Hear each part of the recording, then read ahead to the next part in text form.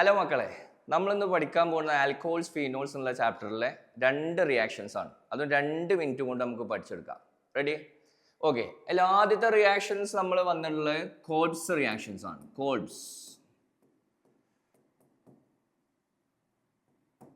Kolbe's reaction. ഇതേപോലെ തന്നെയാണ് രണ്ടാമത്തെ reaction, that is Reimer Tiemann reaction.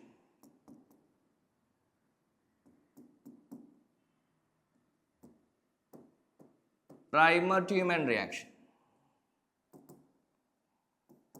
ഈ 2 റിയാക്ഷൻ ഒരുമിച്ച് പഠിക്കുക, വളരെ ഈസി ആയിട്ട് പഠിക്കുക. നമ്മൾ ഹാഫ് ഇയറിലേക്ക് വന്നതാണ്, ഈസി ആയിട്ട് പഠിക്കുക. രണ്ടും ഫീനോളിന്റെ റിയാക്ഷൻ ആണ്. അപ്പൊ കോൾബ്സ് റിയാക്ഷനിൽ ആരാ റിയാക്ട് ചെയ്യുക? ഫീനോൾ ആണ്. ഫീനോൾ എന്ന് പറയുമ്പോൾ നമുക്കറിയാം ബെൻസീൻ റിംഗിൽ OH ഉള്ളതാണ് ഫീനോൾ. ഫീനോൾ ആദ്യമായിട്ട് റിയാക്ട് ചെയ്യുന്നത് NaOH-ഉമായിട്ടാണ്, സോഡിയം ഹൈഡ്രോക്സൈഡ്, NaOH. ഓക്കെ, എന്താ പ്രൊഡക്റ്റ് കിട്ടുക? ബൈ ഹാർട്ട് ചെയ്യേണ്ട ആവശ്യമില്ല. NaOH നമുക്കറിയാം ബേസ് ആണ്. അപ്പൊ ഫീനോൾ ഡെഫിനറ്റ്ലി എന്താവും? ആസിഡ് ആണ്. ഇത് ആസിഡും ഇത് ബേസും ആണ്. അപ്പൊ ബേസ് എന്ന് പറയുമ്പോൾ ഇതിൽ നിന്ന് OH പോവും, ആസിഡ് എന്ന് പറയുമ്പോൾ ഇതിൽ നിന്ന് H. അപ്പൊ HOH റിയാക്ട് ചെയ്ത് H2O പോയി. ബാക്കിയുള്ളത് എന്താ? നമുക്ക് ബെൻസീൻ ഉണ്ട്, അതിൽ O ഉണ്ട്. പിന്നെ ഇതിൽ ആരാളുള്ളത്? Na ഉണ്ട്. അത് രണ്ടും കമ്പൈൻ ചെയ്ത് എഴുതുക. ബെൻസീൻ ഉണ്ട്, അതിൽ പിന്നെ ആരാളുള്ളത്? O ഉണ്ട്. ഓന്റെ കൂടെ ആരാ വരിക? Na വരും. ഇതിന്റെ പേരാണ് എന്ത്? സോഡിയം ഫീനോക്സൈഡ് വരും. അടുത്ത സ്റ്റെപ്പാണ് ഇതിൽ ഏറ്റവും ഇമ്പോർട്ടൻറ്റ് സ്റ്റെപ്പ്. കോൾബ്സ് റിയാക്ഷനിൽ റിയാക്ട് ചെയ്യേണ്ട രണ്ടാമത്തെ സ്റ്റെപ്പിൽ നമ്മൾ ആദ്യം ആഡ് ചെയ്യുന്നത് അല്ലേ?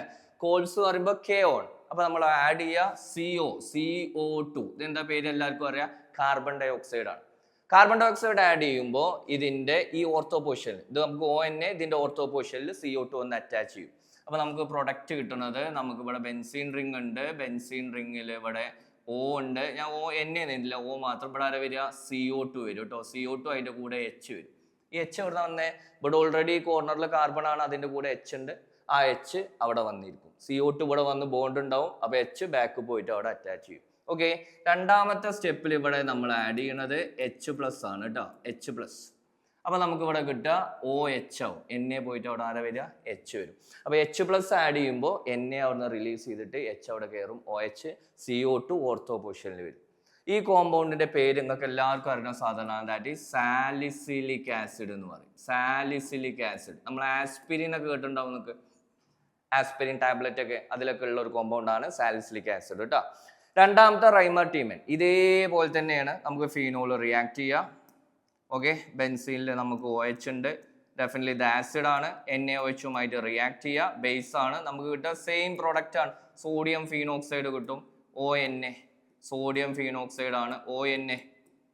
ഓക്കെ, ഇത് വീണ്ടും നമ്മൾ റിയാക്ട് ചെയ്യുക. ഇവിടെ CO2 ആണ്, അതിന് പകരം നമ്മൾ ഇവിടെ ആഡ് ചെയ്യുന്നത് ക്ലോറോഫോം ആണ്. ക്ലോറോഫോം CHCl3 ആണ്.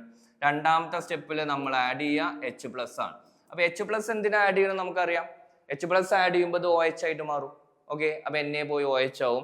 ക്ലോറോഫോം ആഡ് ചെയ്യുമ്പോൾ നമ്മൾ ഓർത്തോ പൊസിഷനിൽ നമുക്ക് വരിക ആൽഡിഹൈഡ് ആണ്. ആൽഡിഹൈഡ് ഓർത്തോ പൊസിഷനിൽ ഇവിടെ OH ആവും. ഓർത്തോ പൊസിഷനിൽ ആരാ വരിക? CHO, ആൽഡിഹൈഡ് ആവും. ഈ കോമ്പൗണ്ടിന്റെ പേരാണ് സാലിസിൽ ആൽഡിഹൈഡ്. സാലിസിൽ ആൽഡിഹൈഡ് എന്ന് പറയും കേട്ടോ. കൂട്ടി വായിക്കാനൊക്കെ ബുദ്ധിമുട്ടാവും. സാലിസിൽ ആൽഡിഹൈഡ്.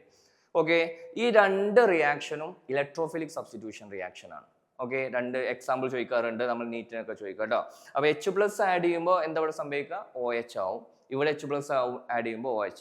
ഇത് CO2 ഇവിടെ ഓർത്തോ പൊസിഷനിൽ വന്നു. ഓർത്തോയിൽ H ഉണ്ട്, H പോയിട്ട് ബാക്കിലിരിക്കും, CO2 H ആവും. ദാറ്റ് ഈസ് സാലിസിലിക് ആസിഡ് ആവും.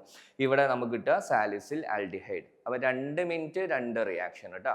Phenol, NaOH, salicylic acid, phenol, NaOH, സാലിസിൽ aldehyde.